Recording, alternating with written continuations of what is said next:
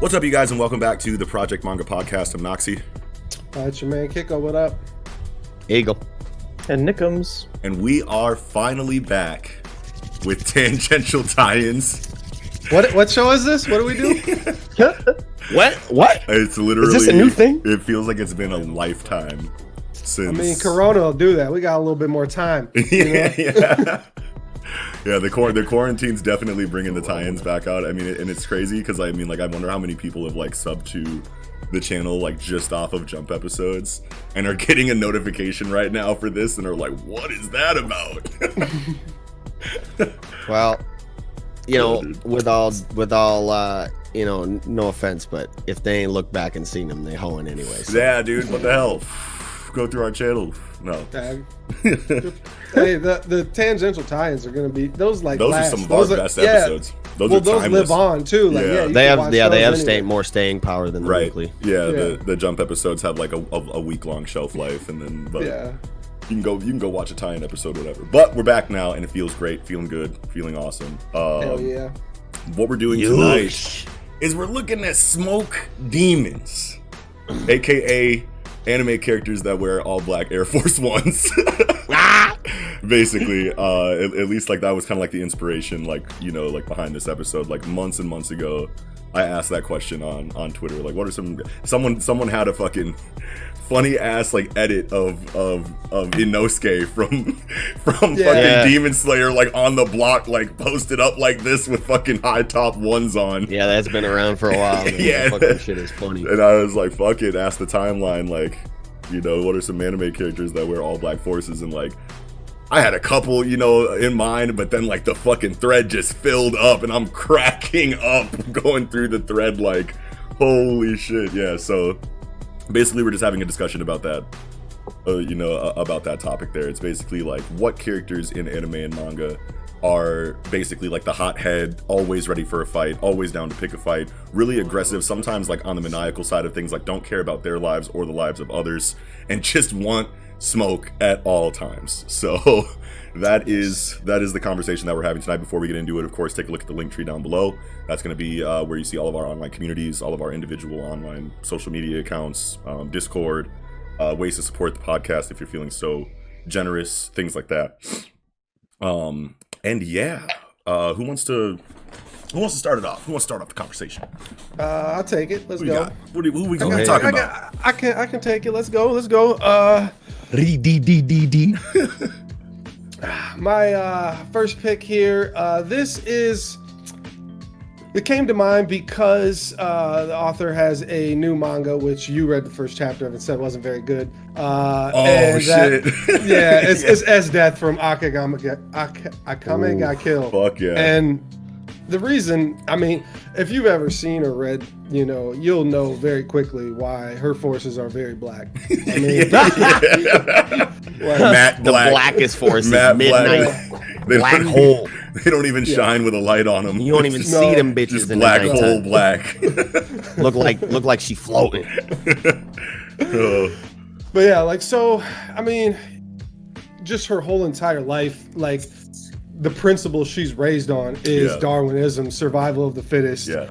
And like there's multiple like quotes of her just like, I don't understand the weak, right? Like I could never understand not striving to be as strong as possible because the weak are supposed to die. Like that's just the natural law of the world. And that's how, you know, like that's how we evolved. That's how we got here to begin with. So, I mean, yeah. She's not playing. And anytime she's on the fucking screen in combat, she's just an oppressive force, like with like Madara in the Ninja War energy of fucking running up on you and just cleaving you. Pizzo N type shit. Yeah. She's like, if I come across you and you weak, it's a mud hole in that ass. Yeah. Yeah. And so like you even get like flashback when she's young and she just like jumps on the back of a danger beast when she's like 9 and just cuts its throat like crazy, you know, like right away. And it looked like a big bad one too. Like you see the first one like in the show, like when Tatsumi's character is like introduced and it's like, oh, okay, so they're fighting, you know, big monsters in this shit, and you kind of like get your first glimpse of one there. And that one looked kind of fucking scary too, but then you get the one in the Estes flashback where she's half his age. And that motherfucker is drastic. And she's just not playing at all, bro. And so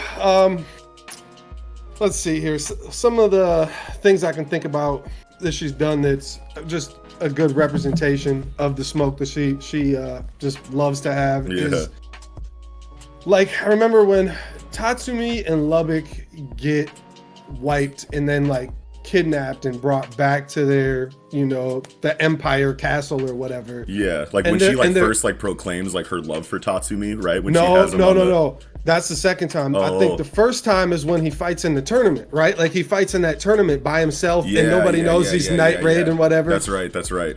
And he escapes and then gets kidnapped. I think Budo is the one who wrecks him the first time. Yeah. And then they bring him back to the Empire and whatever, and they both get like separated in their own cells, about to get tortured. Yeah. And it's Dorothea and Suzuka are about to torture Tatsumi, and Estes just like walks in, opens the door, sees what's gonna happen, and just blitzes Suzuka, smashes her face into the wall. Yeah, dude, I forgot all about that, bro. Like, don't fucking touch my own right people here. Aren't even safe. No, she'll fuck anybody up for any small reason that she don't like. Yeah, and like you don't really get to see, you know, and this is what, if you haven't read it or really reading it more than any, like you can watch it and still get how ruthless it is, but if you read it, it's even a couple notches higher. I'd say different beast. Yeah, the manga is so wild where in this case it doesn't really show it, but like just her dialogue when she's taking over the northern tribes, it's like her conquest to, you know, basically rise the ranks in the Imperial Army or whatever. She just like wrecks a town or whatever, but there's like civilians still alive, and she just tells her men, like, you know, just violate the town until you're satisfied. Like, and that's like the word she's using is violate, and it's like violate. It's like, hey, all right, that's where we're going. No, it's wild, and she buried like 400,000 people alive with just like an ice avalanche. And that was that. Most broken Tegu in the whole shit. For sure. Yeah. She just didn't play. And the other thing about her too, though, is that she has like, you know, sometimes there's this like psychotic, and she definitely is psychotic, but she also has like a warrior spirit, right? Where like she gets a thrill from like tough battles. She doesn't want a weak battle. She doesn't really want to just trample over the weak, but she will. Yeah. But like she's wanting that one prime example of, you know, her outlook on life to show up amidst all of that fodder and give her something worth fighting for. Yeah, and she like even there's dialogue where she like recognizes Susanoo as she's like, you're a true warrior, I couldn't even consider you a Tegu, and she's just Nagenda's Tegu, which is a humanoid Tegu that fights for her. But like she just how like strong and, you know, determined Susanoo was, and he, you know, sacrificed himself for everybody to get away. Yeah, that's right. You know, so just there's a couple levels to her, you know, like it ain't just crazy kill everybody all the time, even though but that's the sometimes side of her it feels that's the most like apparent. Yeah. So fuck yeah, dude. Estes is an incredible pick. That's a great one to start it off with. Nick, you haven't been on a tie-in episode yet. That's correct. What do you got? Let you go first. No. It's good. Do it to him. Yeah. What you got on your list? So big one for me, Guts from Berserk. Yeah. Especially young Guts. Yeah. So obviously like Guts, born, you know, and quickly at a very young age, like a toddler age, is already on the battlefield as a mercenary. All he's ever known is fighting. Yeah. And as he grows as a character, especially in the 1997, the Golden Age arc anime, highly recommended to watch that particular anime for Berserk. Yeah. Definitely. Yeah. you start to get all these hints that like Guts does not even really feel complete unless he is fighting. Like he has no drive to do basically anything except fight. Right. He finds all of his meaning in life through fighting. Yeah. And say for example, first battle you see him in, they're storming a castle or whatever. That's Doldry, right? No, Doldry, the first it's not one. Doldry. It's just some unnamed like fort or whatever. Yeah. And there's the big dude with like the super armor, and it's like, oh, I'm the strongest guy in the fort or whatever. And Guts just obliterates this guy. Yes. Like no fear. He has no regard for his own personal well-being. You know what I mean? Yeah. And it's never backfired on him since or whatever. And with that guy that he takes down, I think that they made a point too in that arc that he was like decimating the fucking forces up until that point. And then Guts like has no feats in this fucking mercenary like faction. And he just like comes up like, I'm gonna kill him. And they're like, okay, Guts, go ahead. And he just one fucking slash, I think, is all it No, I think they parry a couple times. And then he finds his opening and does it, but like dude, you see his ruthlessness like right away. And then like going into like the Black Swordsman arc too, like if you started there or if you read it after the Eclipse or whatever, fucking the way that he's going through these towns and like killing all of these like big named like corrupt officials, it feels like I'm watching the Terminator, but it's a human. You know what I mean? Like just the way that he's going through and systematically, no words to anyone, doesn't want to talk to nobody. He just he knows what he wants to do and is literally just Dynasty Warriors his way through literally. And he's definitely portrayed for a while as being like very dark. Like for example, he goes back and visits a young girl that he knew from like after the Golden Age arc, but before it's the whole story like kind of skips in time a lot. Right. But he like shows up to I think her name's Erica, like the granddaughter of the blacksmith or whatever. Yeah. And Guts like comes out of the forest, and there's this beautiful panel where like she's like picking wood in the forest, and he's like silhouette black, just like looks like super evil. Yeah. But it's like oh shit, who the hell is that? Oh, it's just Guts. Oh, it's our main character. It's just a good guy. But another thing I find really interesting about Guts is that as he ages over the course of the story, he does mellow out. Like young Guts, way more aggressive than older Guts. Yeah. But then he gets more like brooding too. Yeah, more brooding. I mean, he's had a lot of loss in his life. And or whatever, he's got a lot to think. Internalizes a lot of it probably. But then he gets the Berserker armor, which now it starts overriding his reason. The thing, is like the dog form is like taking him over or whatever. Yeah. And now, boom, right back to mindless destruction, just doing whatever. His bones are breaking, the armor's holding his bones together with like spikes of metal shooting into him. He feels no pain. He's just go, kill. Yeah, dude, Guts is perfect. That's what was that arc? The Black Forceman arc? Is that what it was? Oh my god. Yo, the Black Forceman. Somebody gotta hit the edit of Guts with the Black Forces on. That is now a meme. Yeah. We did that right here. Black Forceman arc Guts. That's incredible. Okay, Eagle. Yeah, or hey, just Black Forceman Guts. Yeah. What do you got, Eagle? So I just thought of this one, and I can't believe I did not think of it before, because this is a character. You're just throwing in on the fly. Let's go. Smoke from everybody. Yujiro Han. Yeah, from Baki. Bro. I think I seen a meme of him with Air Forces too. Smoke from every motherfucker on the planet. Like when he was younger, I don't know how old he was exactly. I think he was probably like late teens. He's training to be the strongest. He wanted smoke from all beasts. This man went out and literally just killed every fucking beast, and you get a badass panel of him. And like what made me think of it, what made me think of it was when you were talking about how she got on the beast and cut its neck. Yeah. And it was big and scary as fuck. He's fighting this massive ass polar bear and just fucking one-shots the bitch in the heart. So he basically goes not in the chest, in the heart.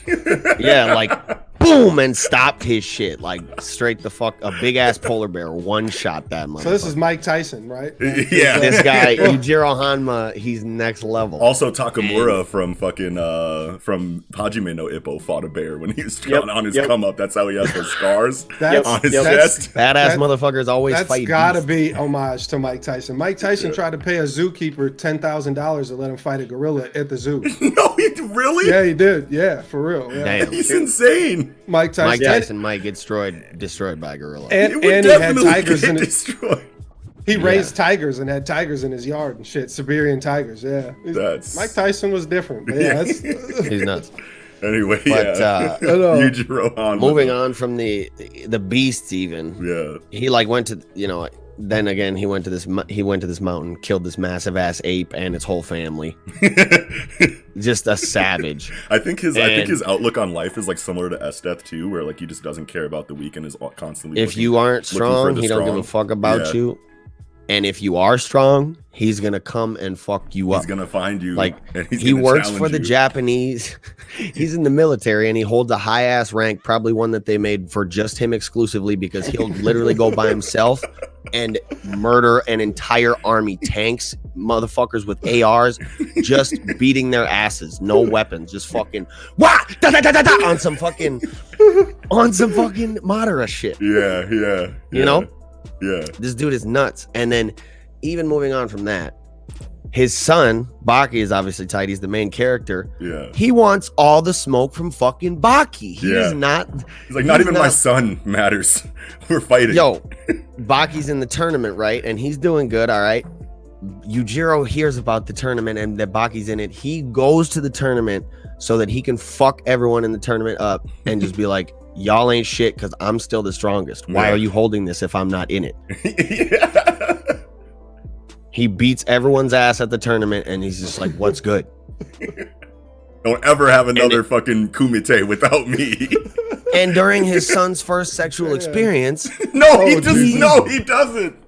He breaks into the room, and as they're getting it on, bro, Baki opens his eyes and looks to like past Kozue, and his dad is just standing there, just staring him right into his soul, like, "What's good? You ain't hitting it hard enough." Now, but you, Jesus Christ, get in there! Like, but nah, he's like, "Oh, I see you became a man now. What's good?" Run my fade right now. Yeah, run the fade right now. Mid-stroke. Run my fade. Yujiro Hanma is different, and this man is just, he wants to smoke from everybody. Oh my god, I had no idea about that. I've heard a lot of things from Baki.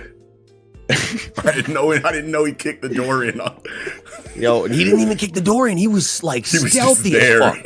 He was just there, bro. So he's just standing there. That's even creepier. Miriam style just appears in your fucking room. Yeah. Oh, yeah. I'm like getting hot laughing at this. And his musculature is such that like when he flexes, he has a demon face on his back, and it looks so gruesome. It's like, it's the most gruesome shit you'll ever see. It's like, yo, this is grotesque. Bro, why am I not reading Baki, bro? This sounds amazing. Bro, Baki is fire. And if nothing else, watch the new adaptation of the anime on Netflix. Yeah, it's fucking that's good. what everybody tells me too. God, that's tight. So I enjoyed the old one. I went back and watched it first just because that's how I like to do shit. You know, I like to see it all. Yeah, I enjoyed the first one, but the new Netflix one was different, bro. Hell yeah. Like, because I mean, obviously it's got modern animation shit going on and tight ass effects, and holy shit. Okay, Yujiro Hanma. Yeah, Yujiro Hanma, man. Holy the dude shit. is different. Smoke demon, literally. I feel like you should have saved that one for the end. I don't even know what to do for the rest of this pack. Like, what the fuck? No, but I got a good one.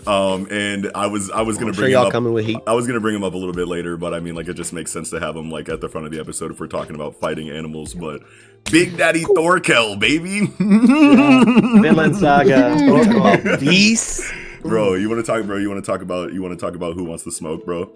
First of all, I might as well bring up the feat that he punched a horse in the chest that was rushing at him. What Thorfinn's on the dropped it? horseback.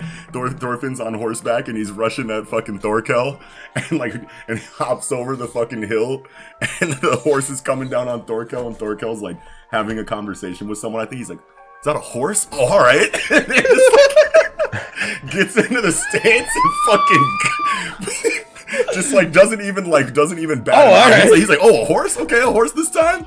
Boom! Punches the horse in the chest, and the horse makes like a squealing dog noise. And then the fucking horse falls over, and Thorfinn was like, "Why am I doing this again? Like, what? This was a bad idea." Yeah, dude, Thorkel's hilarious, bro. And like just like someone who like, and when you have Uvogen's voice actor. Yeah. Oh, yeah.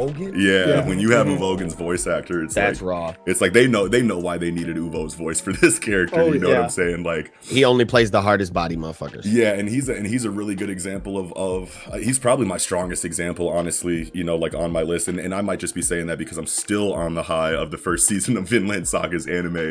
That is, it's gonna stick with me for a really long time. He's a perfect example. I mean, he's the type of character that. You know, he's defending a fortress. Yeah. And you know, you're defending a fortress. You don't really want the enemy to attack, but he's like, "Come on, you fuckers! Yeah. Come on! Like, where are you at?" They're like sitting in their boats, like he's on the bridge, and they're sitting in their boats, like thinking of like the strategy or whatever and how to like deal with it. It's like, bro, quit fucking talking and throw your arrows at me or something, bro, before I take this fucking ship mast and fucking swing it around like a bow staff and throw it at. He's like literally like picking up fucking boulders and like dropping it on the fucking ships in the fucking ocean, bro. And like obviously, also, yeah, go ahead. I was gonna say also, you know, he has no fear. He has no reservations about getting into the heat or whatever. Yeah. When he's fighting against Thorfinn, you know, Thorfinn's got the dual knives set up going, and Thorkel, I think in this battle, probably using an axe or whatever. Yeah. Thorfinn like cuts off a few of his fingers, and he's just like, oh dang, well. Yeah. That's my life now. Yeah, he's like laughing. He's like laughing. Waving at the end. Yeah, and blood spurting out of his fucking. Yeah. Just a literal like living tank, and it's like he'll literally like go start a war with a country just because he hasn't had a fight in a while. Yep.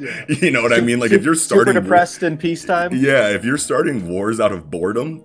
You might be upgraded from black Air Forces to all black Tims. Yep. You know what I'm saying? Like one black force and one black Tim. Or you're wearing fucking all black ones as socks. You don't even black got Tims as shoes that are 2 sizes too big. Oh, you got like solid gold Alexander the Great boots painted all black with a Nike swoosh on there. And I want to. Oh, go ahead. What was to say? Like, wasn't there like the Danish? They attacked. You know, Thorkel was working for like the British fucking imperialists or whatever at the time, and fucking the Danish attack. He staves them off. There's like a ceasefire kind of basically, and Thorkel's just like on the bridge yelling at them all day like cowards, come on, like, and they're just like sitting in their tents like, can we just chill? And this motherfucker's still out here yelling at him. He's out here on the bridge like, what the fuck? Where? Why are y'all sleeping? I know, like it's been 5 days and I've been yelling at y'all, calling y'all a bitch for 5 days, and you still won't come out of your tent, like. Oh fuck yeah! Oh okay. And for the non-anime watchers, I mean, like maybe like close your ears a little bit. This is a minor spoiler, whatever. But after the anime, you know, there's a large war. There's a lot of wars in this anime, obviously, or story rather. Yeah. But there's a large war, and like Thorkel, close your ears. He like literally like he's on one side of a war, and they want to stop fighting, so he flips sides and joins the other side of the war because like, let's keep this baby going. Like I'm trying to fight here. I don't really care who wins. I just want to fight. Yeah, he's all-time quarterback. You know, like touch football. That is so funny. Holy shit. Yeah, great example. Yeah, Thorkel for sure. Thorkel. Okay, Kiko, what do you got next? So I picked a kind of old one. This one is a brand new one. Very new. There's no anime yet. And it is Asa Chobe from Jigo Karaku. Oh, yeah. Bro, Chobe wildin'. He's so barbaric, and like he'll just barbaric attack. Is a great word. He'll just attack anybody who's like, even like subtly posing a threat to him or his brother. You know, like it don't take much for him to just come full force right at you. You know, every rip. And like when he's like him and Toma are escaping the tan pit, and he's like eating like body parts have been infused with tan to fucking survive, and like just a savage eating even body before parts. that, he was eating doshi that they fucking. He was killed. eating doshi, and he's like, "Oh, this is gross." And that's like a part of his character is like adaptation, right? Like they go into it like pretty much like as soon as you know it starts focusing on him and his brother, you get like the internal monologue and like flashbacks like inside of his brother in the form of like, my brother has always been a beast in every single like and he was like kind of like, you know, like had like a really, you know, I don't want to say that a small boy is a looker, but like he like had like a regular like looking like he was like a fucking good looking kid, and just sacrificed all of that for all of these scars on his face, just like in these conflicts that he would find himself needing to be in just to survive in the world that he was being raised in and to protect his brother, right? And it's like when your character is about adapting or like Darwinism, you know, or you know, or survival of the fittest, like it's bound to breed a character that is all about smoke at all times. And it's funny, like when they get out of the tan pit too, like he's still like carrying body parts with him and offers an arm to Toma, like, hey, try this arm. Toma's like, get that shit away from me. What the fuck's wrong with you? This arm hitting. His arm is hit way better than Doshi, I'll tell you that shit. But then he just has like no hesitation towards like his hybridization with the like plant Tao, and becomes like, you know, like he sacrifices his humanity for strength very willingly with no, you know. He maybe thinks about it for like a minute, like, is that really what I wanted to? Yeah, it is. You know, like straight to it. Yeah.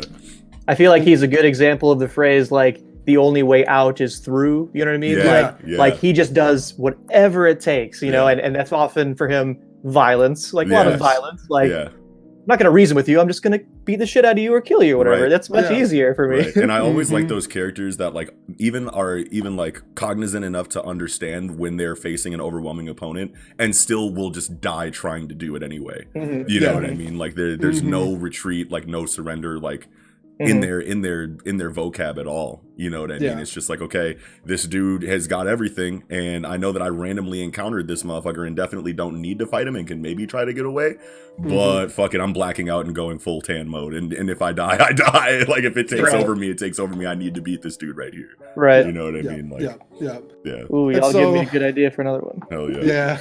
But so like how about when Chobe and Toma encounter the two, you know, Lord Tenzin, whatever. Was it Jufao?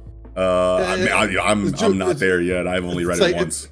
It's like Jufa and another one, whatever. They're both women at the time. Bachi Jutsu. Boshu Jutsu. But yeah, whatever. Yeah, where they're fucking basically, right? Two women are fucking, and then one of them steps up like, what the fuck, you know, like when they walk in. Well, actually, I think the first they like offered, hey, you want to come join us or whatever? It's like, no, fuck this, I'm about to fuck y'all up. You know, what'd you say? You ain't trying to. And then he steps up, join this. And then he turns into a man, because they can, you know, switch their gender at will, and you know, so he can get ready for the fight. And then there's like other story going on after he does that, but the next time you see him, the next panel that you'll ever see Jufa, he's just cut in half. Boom. And with that big ass fucking axe thing that he got from the doshi. The Chobe was rolling with, and so they get wrecked anyway, you know, like Jufa wrecks them because it's too early in the story, and then throws them in that tan pit that we talked about. But the next time they encounter for the rematch, fucking Chobe figures out, you know, like how the elemental like Tao works and whatnot, and so the counters, who's got the counter and who doesn't, and the water Tao is Jufa's weakness, and so after he wrecks him, he's just got bottles of fucking, you know, water Tao that he's just pouring on his face, like as he's like writhing in agony, and he's just smiling and like reveling in his fucking in his pain, you know, and I mean, actually, and another one I remember too is this is fucking hilarious. Aza brothers are walking up the hill this way, and then you got Gabimaru and fucking Genten Susai or whatever. Yeah. And Fushi, they're walking up the hill, and they meet at the point, and they're like, "What the?" And they both see each other, and fucking Chobei's bow, just kicks the shit out of fucking Gabimaru right away. Boom, just Luke no Kang words. It's like, oh yeah, you're that. Across. Oh. Liu Kang kick, fly across. Bow, just kick the shit out of him right away. And then fucking and Toma's like, don't you think we should probably ally with them or whatever? And fucking you see Gabimaru does like, you know, fucking after image. No, after image. And then he's like on top of fucking Chobei's shoulders trying to break his neck. Oh, and yeah. Fucking Chobei just slams his ass dead into the ground fucking as hard as he can. And he's like, allies? Hell no. We're already past that. We already blew that just on first contact. Like, sorry, you shouldn't have been around me. This is so hilarious how like they just meet at the finish. Right away, dead ass. Like no, he just smiles for like half a second. Yeah, he gets one panel, like one small panel of a smirk. Yeah, little smirk. Yeah. Fuck yeah. Chobei's great. Mm-hmm. That's love a really good example. Hell yeah, fucking Jigo Karaku. Okay. Nickums. Where we at? So I just thought of this one while we were talking about Chobei or whatever, and I do feel comfortable talking about this one off the top of my head. I've dealt with this story a lot over the course of my life, or whatever. Ace from One Piece. Yeah. When he's a little kid, like in the flashback with him and Sabo and Luffy or whatever. Yeah. Like he even says like I never ever back down from a fight. If there's a fight on, it's not ending unless I win or I die. You know what I mean? So like where they're fighting, like Bluebeard, was it? I think Bluebeard. Oh yeah, there was a Bluebeard, wasn't there? Or maybe it was a Redbeard. It's Blue something. Blue Bill or something. Yeah. Whatever. Yeah. Bluegill. I think it was bluegill. Okay. Yeah, it could be. No, that's a fish. Blue Jam. Blue Jam. That's it. But there is a Redbeard though. Yeah, there's a lot of beards. There's a brown beard, peach beard, and brown beard. Yeah. No, Blue Jam. Yeah. And he like doesn't step down from that or whatever. He goes after Blackbeard, even though people told him like, "Don't go after Blackbeard, dude. You're not gonna like it." No, and that's the best dialogue in the story. I swear when they fucking and he's like Teiichi because he calls him Sencho. He's like Sencho is a word you use for somebody you respect. Don't fucking patronize me again. Yep. That shit. I just love that fucking dialogue there. Hell yeah. And then obviously, of course, like the final moments battle or whatever. Akainu just baiting him, being like, your pops shitty dude, loser, obviously, and he could not let that go or whatever. So definitely someone who does not back down from a challenge. And I forgot, like, kind of like in the flashback that it kind of like established because it's in the flashback when you get that, that dialogue from Ace that like, I'm never gonna back down from a fight if I'm either going to win or I'm gonna die trying, right? I completely forgot about that in that flashback, and that definitely does kind of like put that Ace and Akainu moment like a little bit more like into perspective, because like the whole time we're sitting there watching Marineford, like, why would you go back? Like you were safe, you were good, you're an idiot, and then like you're like, oh, this is a part of his character. Yeah. You know what I mean? No, that's a great point I've never considered. Yeah, for sure. I definitely, what's the thread? Like, was Ace a fucking idiot? You know what I mean? Yeah. And it's like that's just who he was. And Ace, Sabo, Luffy flashbacks right after Paramount Wars. So right, and you don't know that. Yeah. You don't know that yet. Sure. And Oda, obviously being Oda's like, all right, we gotta make sure that do some damage control here. Let's make sure that makes sense here real quick. Right. Yeah. Oh yeah, Ace is good. Ace is good. Eagle. Well, I'm gonna go with a Naruto pick. Where we at? Hidan. Oh yeah. Oh wow. That's crazy. Hidan wanted all everything. The smoke. Everything. He was immortal. When he was introduced. Yeah, exactly. When you're immortal. Yeah. When you're immortal and you serve a god of death or whatever the fuck that only wants to be fed by human life and murder. Yeah. When he's introduced, he's slaughtering people. Yeah. And is it Kakuzu and Kakuzu? Yeah. I think someone else, they went to go fight him. Wait, is it Kakuzu or Kakuzu? Kakuzu. I thought it was Kakuzu, the one that I think it is the had two, the he was also kind of immortal, so they they teamed him up. He was with somebody and he's like, yo, he's a real one. Let me let me handle this, if I remember correctly, because he was like, yo, this dude's not playing around. But yeah, I mean, from what I can remember, he just was all about killing people from pretty sun much. up to sundown. He obviously didn't care about his And own he life talked or any mad damage shit. he took. Yeah. He talked mad shit. He antagonized fucking Shikamaru after killing fucking Asuma. Yes, bro. Fucking over and over and over again. So even after Shikamaru blows us up and puts his ass in the hole, just a head down there. Ah, fuck you. And like even like inside of the Akatsuki, like all of the members, you know, you could say whatever you want about him, but like I feel like Hidan more than most of them, or even if not more than all of them, was the one that made the most sense to be in an assassination organization. Oh yeah, that does make sense because he just literally wants to kill people and not much else. Yeah. Serve his death god and that's it. Get the smoke from everybody. Yeah. And he has little to no regard to what happens to himself, obviously, because he's immortal and can just regenerate. Yes. And shit, so. Yes. Crazy. Hell yeah. Yeah, man. Hidan. Fuck yeah. I mean, just going in, I mean, like that kind of like makes me think of Ban from Seven Deadly Sins, just because like immortal characters like just like don't care, like why would they? So I kind of wanted to just like lightning round like off fucking, you know, like Ban real quick there, just because that came to mind. I didn't want to spend too much time on him because you know what it is, bro. Immortal characters. Speaking of Ban, man, yeah, I remember the moment where he was first introduced and they rescue him from the prison. Yeah, and Meliodas and Ban are just like, what's good? And they both just like drop to the ground. Yeah. Just start fucking going hard with the arm. Destroying the fucking entire they bring prison. The building down. Yes. Bro. Yes. That shit was nuts. Everybody's like, yo, what the fuck is going on? It's like their thing, like him and Meliodas, yeah. And then later on, there's moments where like he'll just, you know, they'll just like, bow! One of them will smack the shit out of the other one all of a sudden, and then the other one will come back like, nah! They'll just be smacked. Oh. And he's just got like two like different like smoke dynamics. Like you're immortal and you have physical hunt. So you can literally sap the physical strength from anybody that you're fighting and give it to yourself.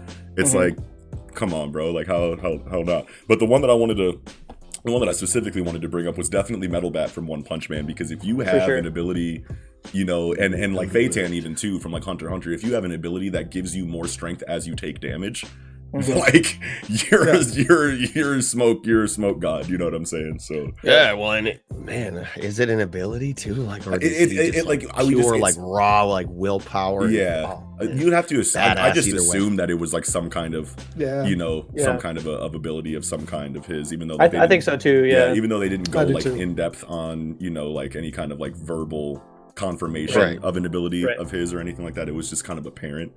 You know what I mean? Well, I mean, I'd be fine with that. Just I don't know. The only thing that made me think otherwise is because do we have any characters that actually have like abilities rather than like techniques, like powers? Tatsumaki? More so.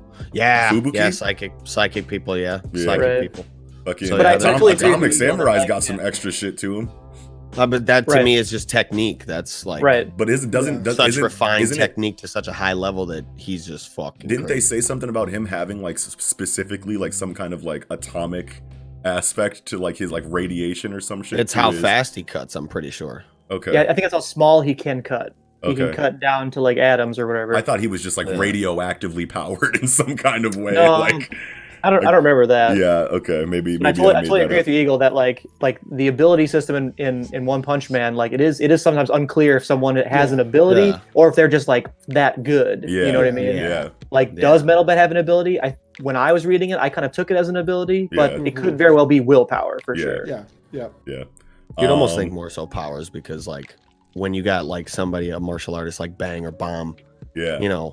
Like Bomb more specifically, like you 1-inch punch a motherfucker and can open his ass in 5 different fucking sections. Like, yo, what the fuck? Fuck yeah. So I wanted to bring up Metal Bat, and I might as well, like, since I don't have all that much, I didn't have, you know, too much to say about Metal Bat. Like, you kind of already know what it is outside of what we already said. But Wiper from One Piece.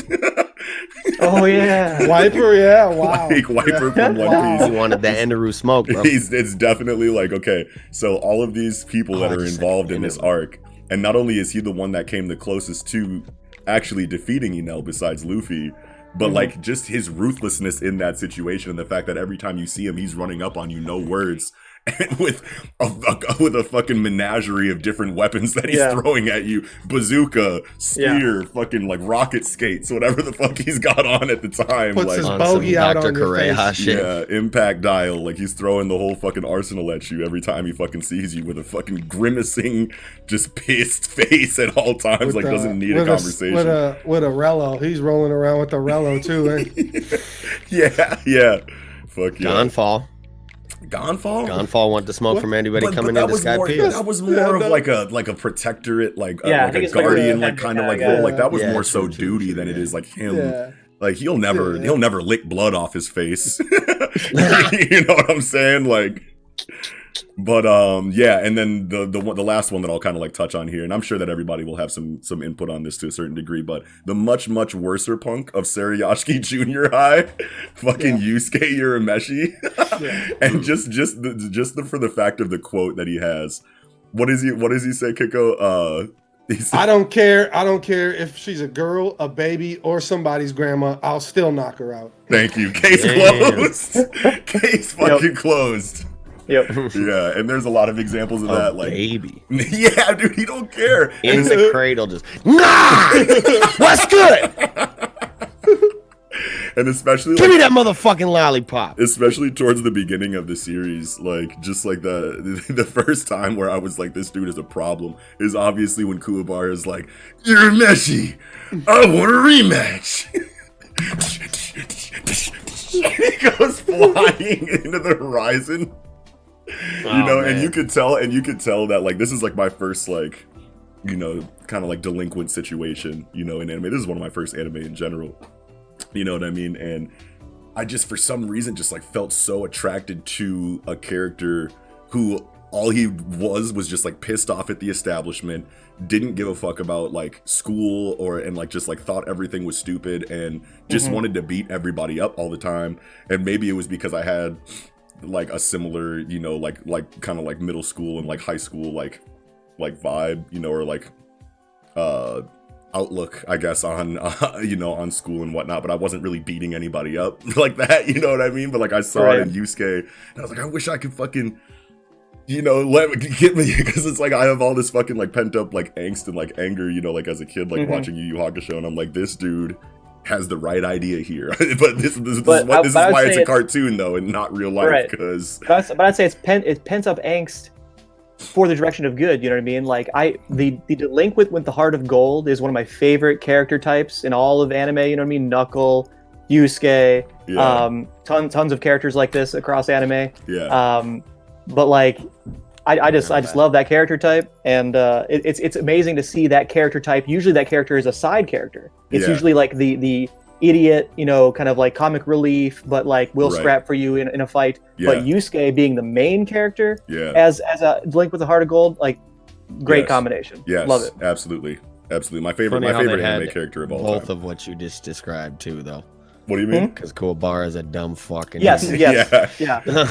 Kuwabara wants to smoke too, but like, I mean, he's definitely the side character comedy relief guy.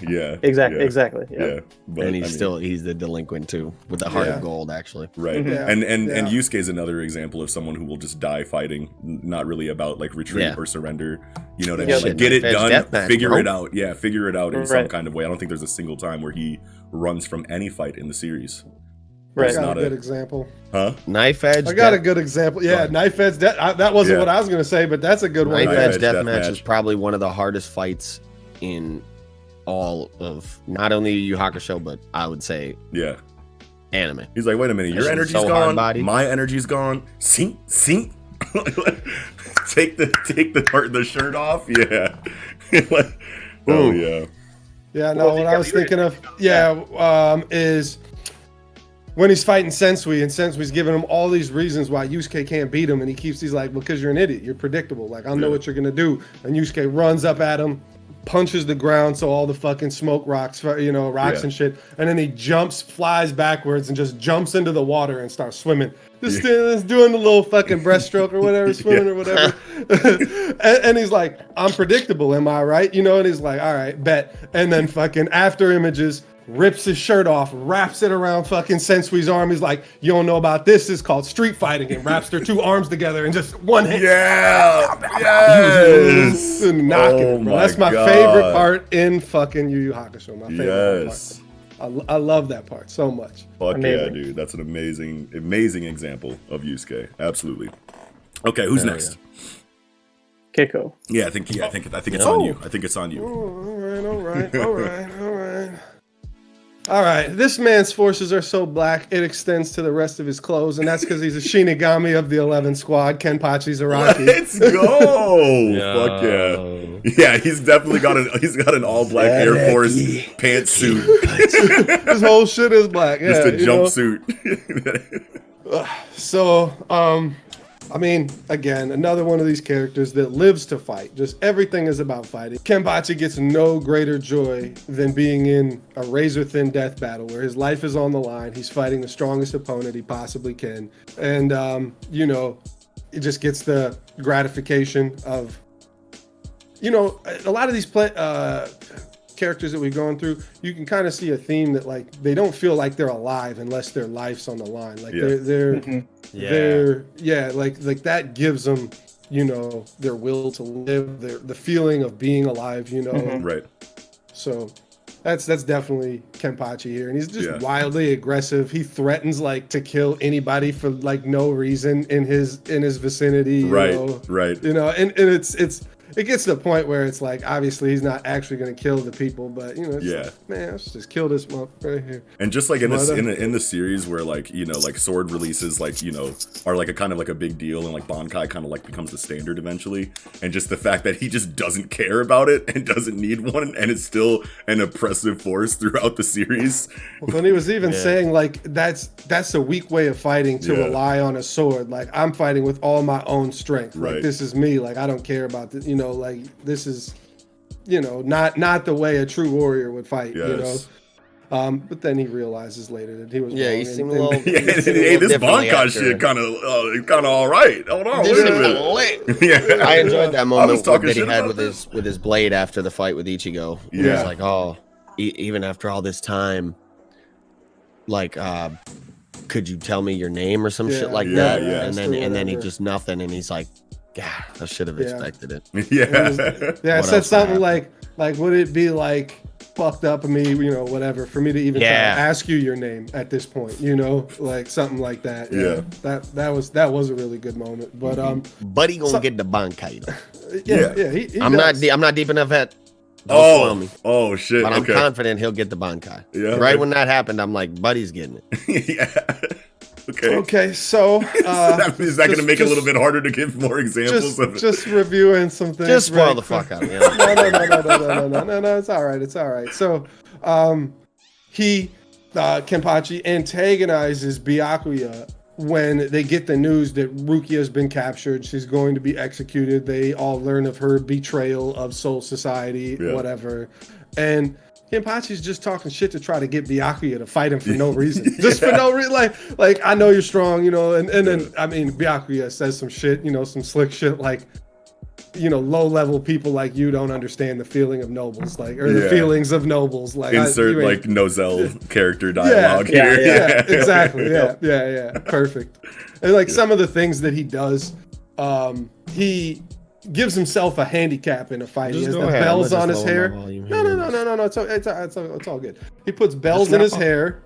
And he has a fucking eye patch that's sucking his Ryatsu. Yes. So you know, anytime he moves, and that was like the tight part about when him and Ichigo are first fighting, that Ichigo wouldn't see him move, but he could hear the bell just a little bit, just enough to not, you know, to avoid a fatal blow. Right. You know, and so that's pretty. I mean, how many times do like people you see just give themselves a free ass handicap for no, like, just to make this interesting, you know? Right. Not too many characters. That's definitely a defining trait of a smoke demon, I would say. And I'm trying to think of like other examples of characters that have. Oh, Bui from Yu Yu Hakusho fucking puts the armor on to fucking like you know, protect fucking the opponent from him. Yeah. That's kind of like a similar vibe. Yeah. Right at like the beginning of the fight with Ichigo and Kenpachi, you know, Kenpachi just like, hey, take your first shot, like that ass right here, hit me with that shit, you know. And then some period of time when they're fighting, and we basically see that Ichigo's sword can't cut him. Ichigo like thrusts towards Kenpachi, and Kenpachi just grabs the sword, the blade, and just like throws his ass. Get away from me! Get that shit out of here. That happens a lot to Ichigo in the story. Grimjoe catches it too. Like this is like but he like pulls him towards him. Like that shit was that was pretty fucking tight. After fucking Ikkaku loses to Ichigo, he's like in holding or whatever, and Koretsuchi is about to interrogate him or whatever, and looks like he's about to do some sadistic shit, and fucking Kenpachi's just right behind him, grabs his arm like, what you think you're doing to my people? Like, you know, Koretsuchi's like, all right, maybe not, you know. Think twice a little bit. I was gonna dissect your buddy over here and use him for science, but I might get fucked up trying that. So he's free to go. Oh, dude, that totally is fucking reminiscent of that. I can't remember his name from Jigo Karaku, but the fucking Asaimon that fucking dissects people and fucking Fuchi, yeah, the bowl cut Fuchi, yeah. A last example I got too is when Kenpachi's fighting Tosen in Tosen's supposed Bankai. I don't know, like that. Where it's that fucking black shroud that eliminates all senses other than feeling, so you can feel yourself getting stabbed and you're hurt or whatever. And so Kenpachi's like, all right, bet. Lets him just run the sword through him, grabs onto the sword so like he can hold him there. And he's like, all right, senses. Well, and now I'm not frozen anymore or whatever in time, and just whatever, cuts him, and you know, just that's the type of shit he's on. You know? He's definitely letting himself take hits. Yes. Just that's part of his strategy. I need to take some hits. Yes. You know, get some openings. So yeah. Fuck yeah. Okay. What's up, Nick? All right, y'all can roast me if this one's too obvious, but no one's mentioned it yet, so I'm gonna do it. Goku. Yeah. Now, and I'll start us off. This is one of my favorite stories about Goku. There's many series. It's a long ass time that we've all been loving. Goku's antics or whatever over the years. Yeah. Some like 5 years ago, I was rewatching Dragon Ball Original, and I don't know why I was doing this, just the downloads I had or whatever. I was watching it with the subtitles and the English dub. Yeah. Oh, okay. So I was reading the subtitles. Did it match properly? Well, here's the story, right? So so this is they're going down, they take the submarine, they're looking for the Dragon Balls, take the submarine down to this underground cave where the Red Ribbon Army has like a base or whatever, and there's a Dragon Ball down there, and General Blue is on their tail, you know what I mean? Yeah. And so it's Goku, Krillin, and Bulma running down this underwater cave, and they're out of the submarine, they're running down or whatever. Yeah. And you got the Red Ribbon Army behind them. And in the English dub, Goku says, well, why don't we, just go talk to him? And then meanwhile, the subtitle says, well, why don't we just go kick the shit out of him? Who cares? Just the exact opposite. Right. That's hilarious. But there's just, we can all go around and say a million examples, but for example, the handicap thing, you know what I mean? Where how often does a character give the opponent a handicap for seemingly no reason? Goku does this all the time. It's almost one of Goku's character tropes of here, I'm stronger than you. I've already beaten you. Yeah. You are about to die. But for some reason, me, Goku, I feel bad that I'm kicking your ass so bad. So here's a Sensu Bean. Yeah. I'll let you recover, get up to full strength. I'll beat you at full strength, just so I know that there's no question about how just immensely I just destroyed you. Yes, right, bro. Yes. That's an incredible example too. And and Goku's like a meme. You know what I mean? Mm-hmm. Like you see the meme I can't remember exactly what it was now. It's like I've seen a million of them, but it's like any character shows up in Dragon Ball Z and it's like SpongeBob, like, all right, I'm gonna head out, and it's Goku like in Super Saiyan, like, all right, I'm gonna beat your ass. You know what I mean? Like villain says anything. All right. Right. Or I mean, like, you know, starting back in Dragon Ball, we had stuff all the way up to Super. You know, the whole plot of this multi-universe tournament and Goku in this plot is almost revealed to be a bad guy. You know, because he is instigating the king of the universe or king of the multiverse. Yeah. So let's have a fight. Who cares if the consequence of the fight is universes getting completely erased? Yeah. Goku doesn't care. Goku just wants a fight. I just want to fight people and get stronger. That's all I care about. Yeah. Like pure Smoke Demon. It's pure, 100% pure, and it's like almost like it's kind of like going back to like Delinquent with a Heart of Gold, like almost, because obviously like you know he's pure, you know, in his heart and whatnot, and he cares for people and those around him, but obviously not, since he doesn't care about universes getting destroyed. So that's kind of weird there. But at the same time, it's just like, if he knows you're strong, hey, let's fight each other. Not like I want to kill you, but like let me see where I'm at in comparison to you. So always ready to square up. Well, you see the transition too in OG Dragon Ball. It's between the second and third tournament when Goku trains with Popo, where after he comes back the third tournament, that's when he's a little bit more compassionate, you know, like lets Piccolo Jr. live, you know, the Piccolo we know today live when he could have ended him. And before that, so if you flash back to after the second tournament, Tambourine comes through, kills Krillin, kicks him in the head, kills Krillin. Yeah. And then Goku just rages right away and flies towards Tambourine to fight him, but he's just fought Tien and he has no power, and so Tambourine scrapes him. Doesn't kill him, you know, obviously Goku like falls out of the sky off his fucking, you know, Nimbus to whatever and knocked out.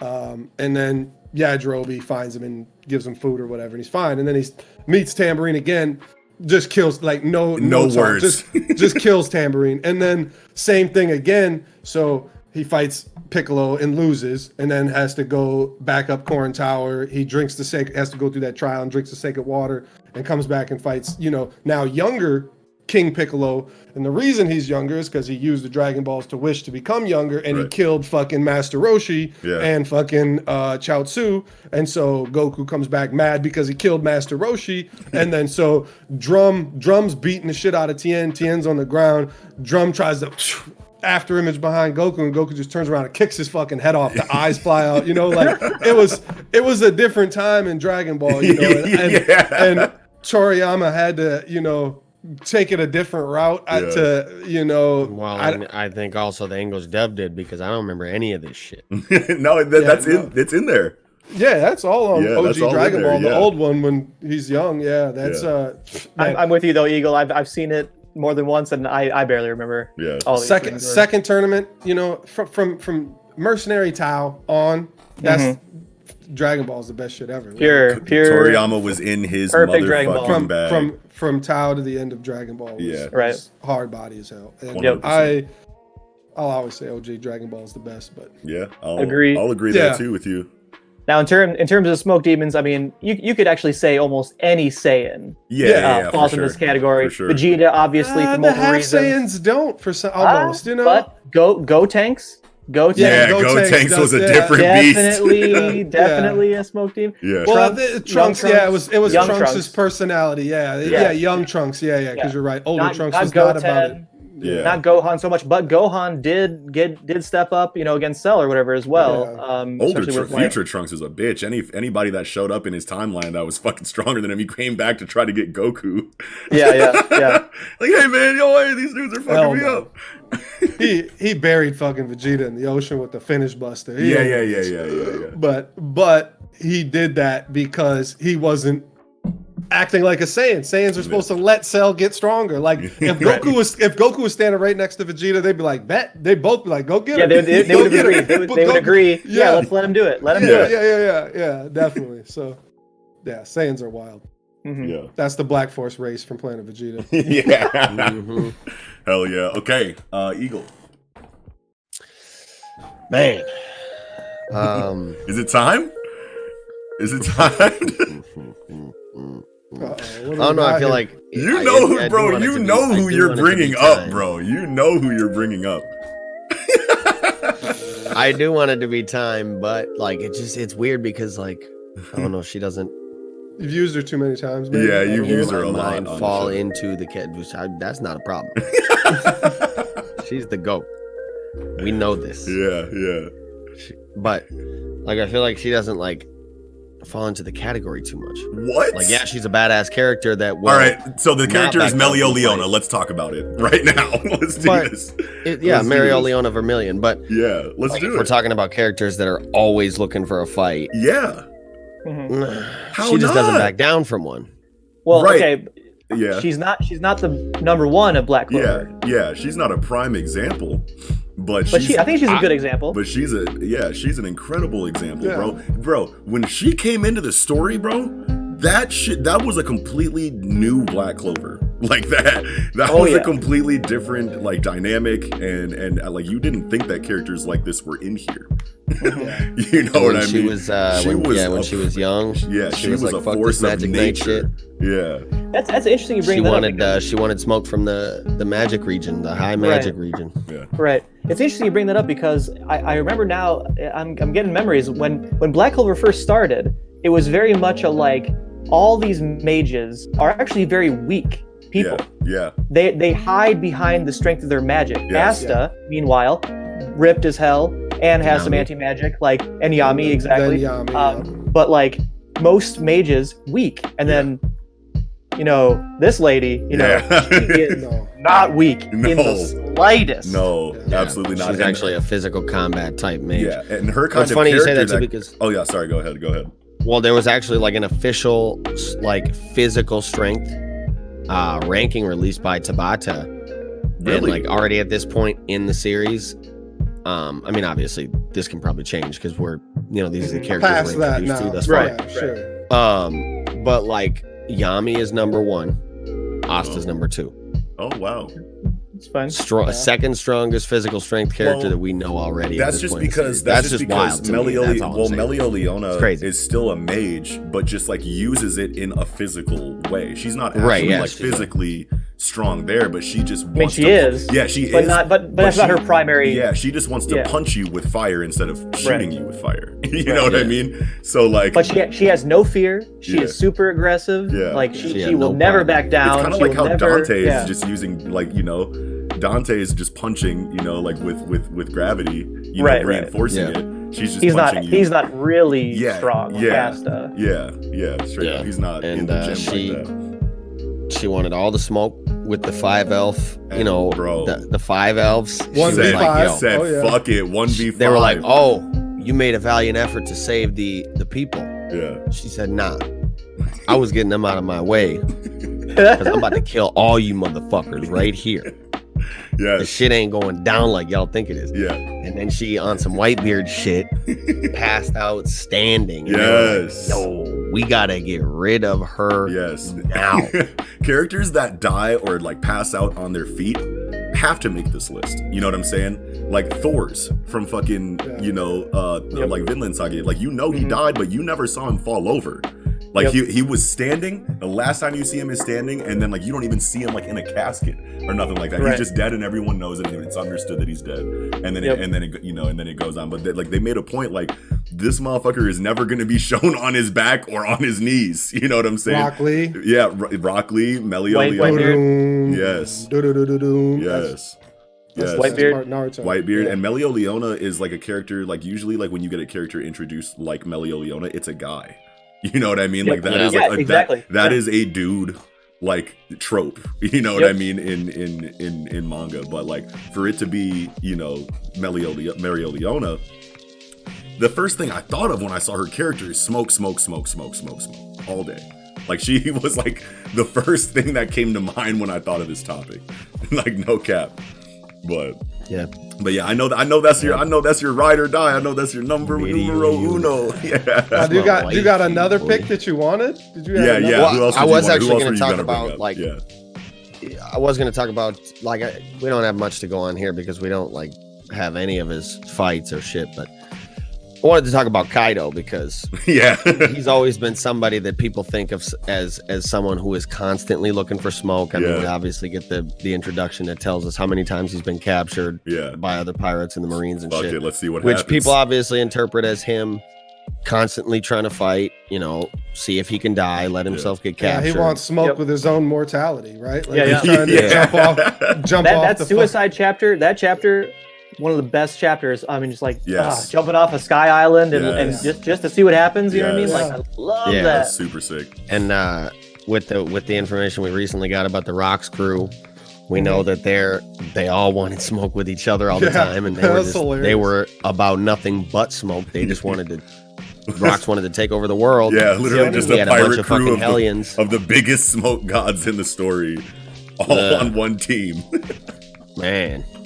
And so I don't know. Obviously, we don't have a whole lot to go on other than the little bit we have, but Kaido is definitely someone we're getting closer. Just the fact that he can make the list with like no like invert like canon like feats and situations that we've seen like in the main like timeline is a testament to how much he fits. And I'm gonna just snowball off Kaido and say, big ooh, mom. Ooh. Big mom. Yo, when she told Kaido, Kaido said, she said, I'm coming, motherfucker. He said, if you come here, I'll kill you. She said, I'd like to see you try. and when Queen brought her, he said, yo, take the cuffs off. She said, Kaido. She told him to take the cuffs off. Napoleon. Like, yo, they were about that action right away, man. Didn't she tell dude to take his cuffs off? And he's like, who are you talking about? And Kaido was like, take his cuffs off first. Yeah. And then he's like, yo, take these fucking cuffs off, G. And he's like, why would I do that? Kaido's like, take the fucking cuffs off. You heard what she said. Yo. God, that's incredible, mom, man. Fuck, you're crazy. Okay. So I'll do one. Then if you guys have any of the like ones that you want like lightning round off in between, like me, and then like we'll do like one more round I think each, and then we can wrap it up. But I got to talk about Uvogan from Hunter x Hunter because first of all, like when the Phantom Troop is like. When the Phantom Troop is introduced, you just get that like smoke aura from them. You know what I mean? And you get like little like spot like moments like here and there throughout the Hunter exam, and they're brought up like here and there, like lightly, but they're a problem. You know what I mean? And that's one thing that I like about Togashi is that he doesn't need to introduce a concept and then give it to you instantly and flesh it out entirely and then end their character arcs by the time you're like all in one go. He'll give you little bits and pieces here and there, and really build up that hype when you finally do get to see them do what they do. And when the Phantom Troop activates for the first time, it's just to send out Uvogan. Uvogan said it. Yo. Yeah. I got it. Yeah, he's like, you guys go ahead, and they're sitting there playing Go Fish. Yeah. or bullshit, I think is the game they're playing. They're playing fucking bullshit. Like as he's wrecking a literal arm. He just runs down, he slides down the side of the fucking cliff, and the fucking mafia is running at him. First of all, the dude tries to shoot him in the face. He eats the bullet, catches the bullet with his fucking teeth, smacks him in the top of the head, and his fucking head flips upside down in a 180. And then he just starts running through the fucking mafia, and he's like spinning three of them around like in his hand, like three full like grown human bodies in his hand like a fucking bolus, and fucking throws him off into the distance. But the main highlight that I have here for Uvogan is when he's fighting the Shadow Beast, because Wolf, right? Kiko? Wolf? Matt Dog? Wolf. Well, Rabid Dog? Rabid Dog, I think, is the Shadow Beast. He comes up and bites him in the shoulder. The fucking toxin paralyzes him. He sits down. Leech comes up and starts putting fucking, like leeches in his fucking wound. And he's like, you're not going to be able to move. Like, you know what I'm saying? Like, what's cracking? Like, all you got is like your head, like from the neck up. And he's like, that's all I need.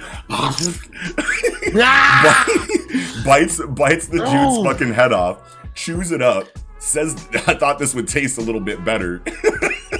Spits the fucking skull fragment at Rabid Dog. He puts up a fucking, like, what is it? We can assume is some kind of Ko defense before we know what Ko is, because he just like shrouds the aura right around his hand. So he's trying his hardest to block it, even though he's just spitting a bone fragment, and it still goes right through his hand like butter, right through between his eyes, kills him.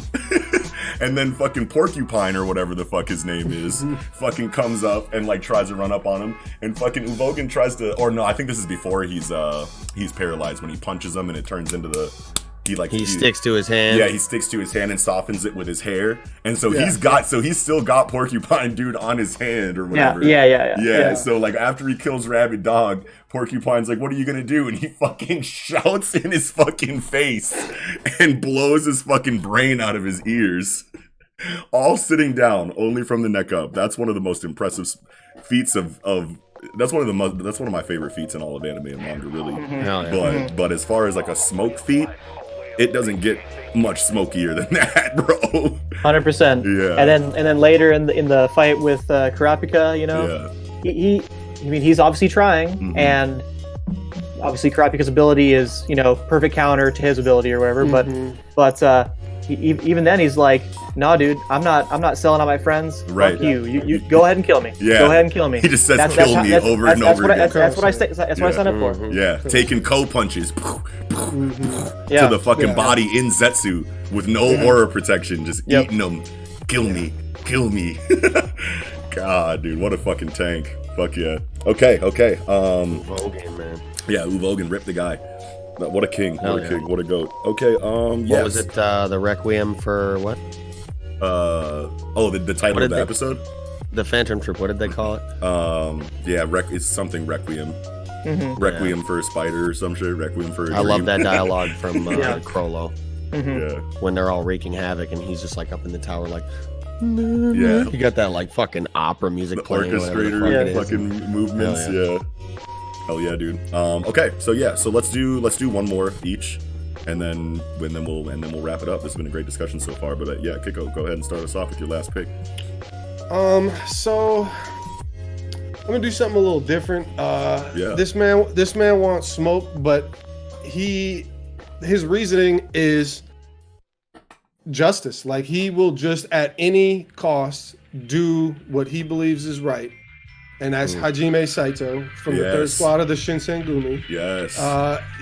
There's so much, like, okay, his fights are great and all, but like so many like smaller moments, just like him, like his dialogue with politicians that he's going to murder because they're crooked politicians, right. Like, and the shit that he says to him, like, and it's just always powerful when you see a guy that's like, he was like double agenting for this politician the whole time, goes back and it's just hilarious how you got Akamatsu was the dude that Saito sent to fight Kenshin, the dude with the like weighted chains, because they were both like being an assassin, for this fucking politician, and fucking Akamatsu's like listening behind the fucking the paper, the paper walls, the paper walls, the feudal fucking apartment complex. Fucking Saito just like cuts through the wall and just like chops the dude's head in half, and then his head falls backwards, like from the mouth open backwards. It's like, whoa. Yeah. Wolf of Mibu, baby. Just Akzok-san, slay evil immediately, no matter what, and just his dialogue with Kenshin too, where Kenshin comes into the dojo after fighting Akamatsu, and he's like, Kenshin's like, "Oh, all right, you changed your name to Goro Fujita, and you wormed your way into the police or whatever, this and that, and you send somebody like, you send a dog like Akamatsu to, come and fight in your place where you hold all my people hostage and all this shit." He's like, the man I knew 10 years ago would never fight like this, you got no honor or whatever. And Saito's like laughing at him like, I knew your swords become rusty, but I didn't think your brain has become rusty as well. Like that. I just love, and he's saying Akamatsu's a dog, he couldn't begin to fulfill a role of a dog, because like, just the honor that the dogs would have, that that would fight loyally for their masters or whatever, for what they believe in. It was just good dialogue there. Like, I just did this to show you that you're weak, and I could easily just kill everybody, and it's because you turned into this weak ass wanderer who doesn't want to kill nobody. I had to show you that this was, like, I could have easily killed it. Sanosuke, like, already wrecked him. He's yeah, done. You know, bro. he's out of here. Oh my god, that hurts so bad seeing that because that's the guy. And then even after the fight too, where fucking Sanosuke confronts Saito like in the middle of Tokyo, like they're walking down the street or whatever. And actually no, it's a reverse way. That's the Sanosuke is trying to go to Kyoto to follow Kenshin, and Saito's like, I ain't letting you go to Kyoto because you're just gonna be a fucking hindrance and you're gonna get Kenshin killed, and I can't let your weak ass go. And fucking, you know, Sanosuke tries to swing on him or whatever, and fucking he's just like, all right, I'm gonna tighten my gloves real quick. I'm gonna fight you like you fight real quick and show you how, you know, and he just beat his. Oh no, actually, God, that was I forgot so disrespectful. Well, the first thing that he does too is like crack him right in his shoulder where he got stabbed and slammed him on the ground. And he's like, yeah, you only fight dirty. And he's like, I'm not fighting dirty. I'm just showing you that this is basic strategy and why you are weak. Like you attack an opponent's weak point. Like this is how you fight. Like this is basic, you know, like, and then he's like, all right, bet. And then he beats his ass the whole time, you know, and he doesn't attack his weak point again. And that was to show him, like, hey, I can fight like you. Attack you. I don't need to attack your weak point. I can fight the way you fight and show you that you aren't, you know, ready to go. You know, and I just he wants to smoke, but it's honorable way. Yeah. Right. Sanosuke is a smoke demon himself. Yes, he is. But Saito just a level above or whatever. You know what I mean? Yes. Yeah, absolutely. So both like hot-headed, you know, in completely different routes, you know, in life. But yeah, the justice pick is good there. I really like that example. Feels like smokerish too. Yeah, know, right? I thought you were gonna say smoker. Yeah, I thought he was gonna say Akainu. Yeah, I thought Akainu too for a second too. But I mean, we got the wolf of Mibu. How can we not like at least say Smoker's name on a smoke demon? Yeah, what the hell? We just at least gotta say his name. I'm glad that we remembered that. Fuck yeah. Yeah. Hell yeah, dude. Saito for sure. Absolutely incredible. All right, Nick, what you got for your last pick? All right, this one I will attempt to not spoil too much because I know not everyone's on this stuff right now yet. But talking Kingdom. And we got our main boy Shin. Dude, right? I was thinking about saying Shin too, but I'm not far enough. Because I'm glad that you're bringing him up here. Right. No, he's definitely a good candidate for this. Yeah. Now I will say that he is like a different flavor of Smoke Demon. Yeah. He's not a delinquent. He's not someone who likes fighting for the sake of fighting. Yeah. But he's definitely ambitious. Yes. Hugely ambitious. The whole point of the story. For those that don't know, is that Shin, you know, like this is the unification of China, the 7 countries or whatever, and Shin, he's just a peasant. Yeah. He wants to be a great general. And so we're talking like a Yonko level, you know, type character or whatever. Yes. He wants to be a great general, and he wants to rise in the ranks of the military. So very common thing that happens in Kingdom is Shin is going that extra mile. Shin is taking very risky missions. He's going after like the enemy general who's way stronger than him. You know, he's still a shonen, still growing, you know, over the course of this. He's exposing himself to danger.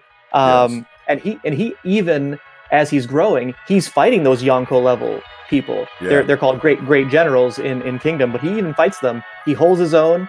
And later also, in terms of like say Chobe from Jigokuraku, eventually Shin, as he grows into being a general, he reveals himself as what they call like an instinctual type general. So there's like, you know, strategic generals or, you know, crafty generals, and he's like the kind of like Luffy like instinctual type. He just knows, he can feel there's a fight over there. I can smell a fight. Yeah. I'm gonna go, you know, see what's cracking with that. I'm gonna go mess some shit up over here, you know. This will help. The people will see this, and this will help to rise my rank. Probably like his thought process behind it. Dude, what a fucking amazing story so far. I'm having so much fun with fucking Kingdom right now. So glad I fucking started it. And yes, I definitely did consider Shin, but you broke it down way better than I could have. Because all I was gonna say, because I'm one arc in, right.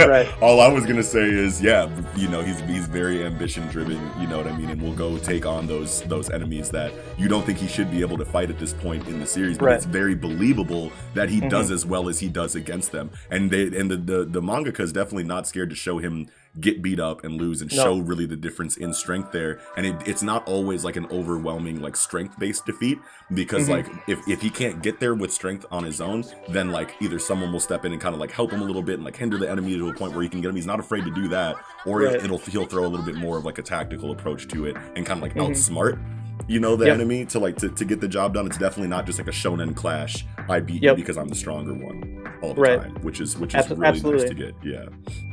No, highly recommended. Like, definitely get on Kingdom if you want another, just great shonen, long running, just amazing plot progression, everything. I'm very excited about 700 chapters to fucking binge of that. Like, a lot of people get turned off by that, and like I understand like why you could think it's daunting. That's a turn on for me. I know that gets me like, bro, I have so much of this and it's so good. Fuck yeah. Okay, Shin, absolutely. Well, and and it's a pretty solid argument that, because if a story is going to make it as far as that, 7, 8, 900, 1,000 chapters, it's got to be heat. It's got to be good, right? Yeah. And something about this fucking story has to hit. Otherwise, in an environment where these stories literally get chopped, no remorse, or rush Kishimoto gets cut, or rush to an ending. Like, they're like, go ahead, be in your bag. Well, let's see how long that this is fucking gonna go. Like, if it's trash, like, wrap it up. You know what I mean? But 700 chapters, you're doing something buddy. And the other thing I think of with long series like this, and I bring this up when people are like, I don't want to read One Piece, it's too long, for example. And the point I bring up, I just like, and I feel like it's a good point, but people don't seem to necessarily agree with it all the time, is imagine your favorite story. Yeah. Don't you wish it was longer with just as good content, like or better content if it gets better over time? Don't you wish it was just more and better? Right. Like, that seems like a slam dunk to me, you know what I mean? That's One Piece, exponential growth of how good it is over time. Kingdom, the same thing. Like, Noxie, you're gonna be loving it, especially later, you know what I mean? Like, yeah, dude, I'm gets ready. Better, you know what I mean? And like and we've talked about it on the show a million times. It's like how like it's 900 episodes, but like I feel like people think that it's gonna take that 100 episodes for them to fall in love with it or something. It's they can't like fathom like a situation where they're gonna fall in love with it 30 episodes in, 20 episodes in, and not want it to end. You know what I mean? It's like once you get invested, you are gonna dread the day that you catch up to that. You know what I mean? Like just don't look at it as, it's 900 chapters. That means that it's 900 chapters till I get to the current story, which everyone is raving about right now. That's probably what they're thinking of. You know what I mean? Right. Like, it's plenty goated. Yeah, it's plenty goated the entire time. Right. Like, just go see. Yeah. It's gotten to the point where it's at now because of what happened in the past. Right. In fact, a lot of people would argue that pre-time skip One Piece is the best One Piece. Yeah. Yeah. So, hell yeah. Yeah. All right, Eagle. People are hoeing. Watch One Piece. Read One Piece. Stop being a bitch. Thank you. Thank you. You'll love the story. Like, do it. Fucking, I would say 100% of the people who have, I don't know. Maybe that's it's gotta be high 90s. It's gonna be high 90s. For sure. High 90s, bro. I haven't talked to a lot of people who actually spent time with One Piece. Who say they don't like it. Right. And Tate, fuck you if you're watching this, because I know you watched 4 Kids, you son of a bitch. Rewatch One Piece how you should, and you'll love it. Okay, thank you. Tate PSA. Go ahead with your last pick there, Eagle. I'm gonna go a little bit of a different direction with this one too, like a more like Kiko did, kind of a less of a smoke demon and more of like a smoke maybe guardian.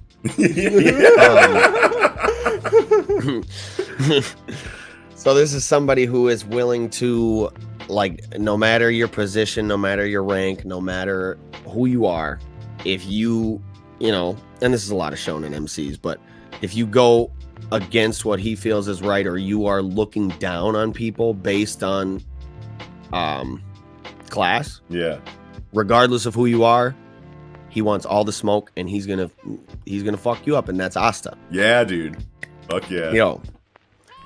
And I'm obviously referring to the time with Nazel when they go to the meeting, and all of her siblings are just fucking running her down and just talking the most shit about her. Yeah. And he's like, He's like, yo, what the fuck is going on here? You motherfuckers are supposed to be the best motherfuckers we got, and you're pieces of shit too. I've been looking up to y'all my whole life. Fuck y'all. Yeah. He's like, yo, it's on right now, on and popping.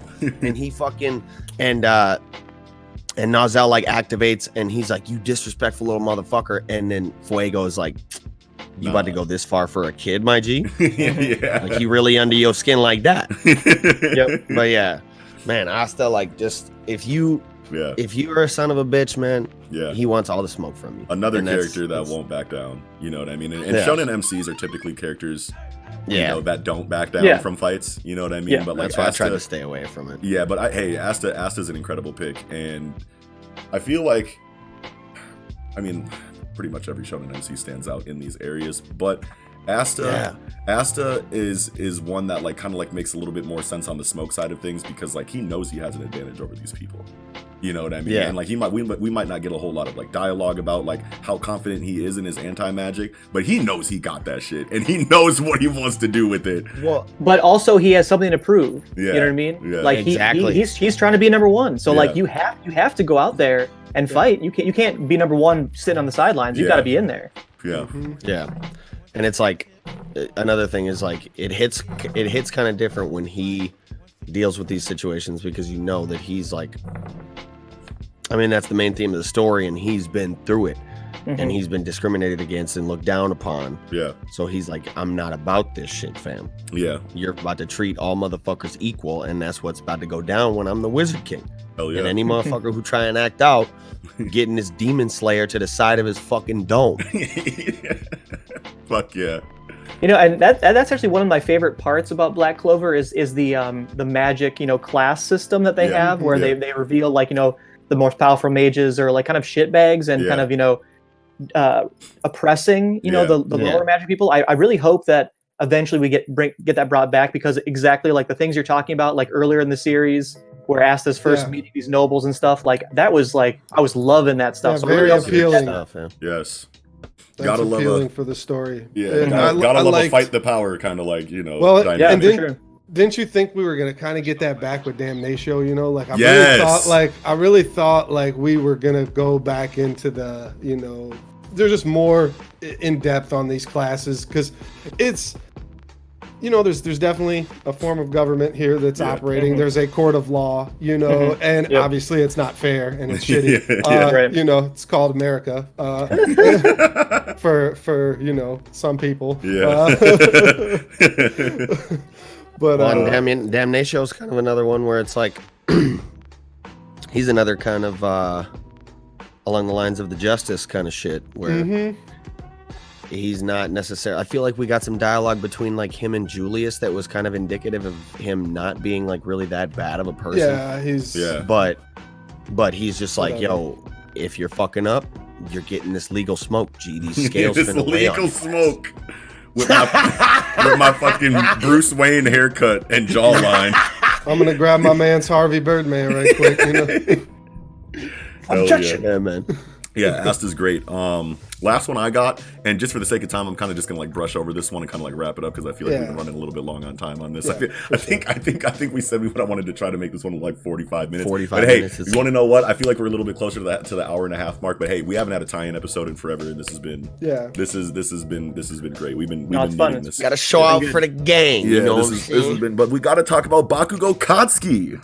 Yes. And Bakugo, see, like Bakugo, dude, like. A fitting last pick. Yeah, for sure. And he's a really prime example. He's probably the best example of a character that wants all the smoke inside of My Hero Academia, because like ever since the introduction of his character, and even though you've seen development of his character from the beginning till now, the same dynamic remains, that he will pick a fight with anybody for any reason. All of his dialogue, it's very rare. I feel like we can count on one hand the moments of his dialogue where that didn't start or end with "I'll kill you, blow you up, or beat you up." Yeah, you know what I mean. I feel like that's the conversation at some point. I think that's a really great point, because a lot of these characters, they fight a lot. You know, they do physical actions that are, you know, like, you know, they're smoke demons there because they're out there doing things. He even verbally, he doesn't even want to be friends with anyone. He just like, fuck you, I'm the best, you all fucking suck. Like, I don't, if you don't need like it, no fight friends. I don't need no allies. I don't need a sidekick when I get pro. Like, he doesn't. He just wants to be lone wolf, 100% blow everybody up. And the prime example that I have on why I chose him for this topic is when he gets kidnapped by the League and fucking this 15-year-old boy is just like, let him out. He ain't gonna do shit. Is training in, you know, in a regular training exercise. Villains show up, kidnap him, take him to their fucking base, have him surrounded on a fucking stretcher with fucking like 17 restraints on him, and as soon as they loosen the restraints, boom, boom, boom, boom, boom, boom, boom, he tries to blow the whole fucking building away. No words, instantly, bye. You know what I mean? So it's like, come on, man. But yeah, hell yeah. And I think something that's really interesting about Bakugo is that, like, he really kind of, when you think about it, is a combination of all these like quote unquote smoke concepts that we've been talking about, right? He's somebody that's like terrifyingly ambitious, and driven, and just wants to succeed and be the best there is at all costs. He's somebody that will never back down from a fight. He's somebody that is frighteningly is also adept. got the justice aspect where he wants to be a hero, and anybody that's evil, he's gonna fuck you up instantly. Smoke. You know, so I think it's funny how all these concepts we've been talking about that make, you know, the difference is he's kind of an amalgamation. He's kind of like a little menagerie of everything. I love that. Yeah, fuck yeah. So I'm surprised nobody else brought him up. So, but I'm glad we had him at the anchor. For you. I'm glad we had him. But I thought somebody else was already wanting to do it. But yeah, man. Fuck yeah. Well, did you have anything else you wanted to say about him? Just that his mom wants as much smoke as he does. You can see where it came from. It's at home too. Hell yeah. Fuck yeah. Hell yeah. Well, gentlemen, that was an incredible conversation.